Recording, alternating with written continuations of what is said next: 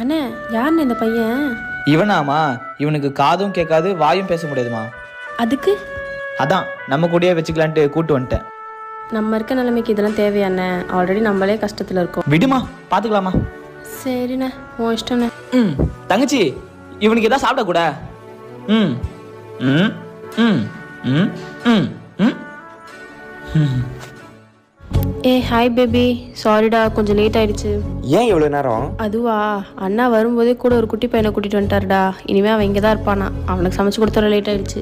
அப்பனா அந்த பையன் நம்ம பேசல உங்க அண்ணன் கிட்ட சொல்ற போறான். அதெல்லாம் இல்லைடா, அந்த குட்டி பையனுக்கு காதும் கேட்காது வாயும் பேச முடியாது.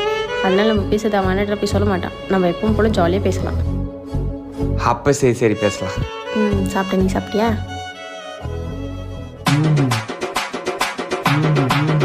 ஃபுல் வீடியோட லிங்க் பார்த்தீங்கன்னா டிஸ்கிரிப்ஷன் கமெண்ட்ல கொடுத்துக்கிறேன், மறக்காம போயிட்டு பாருங்க.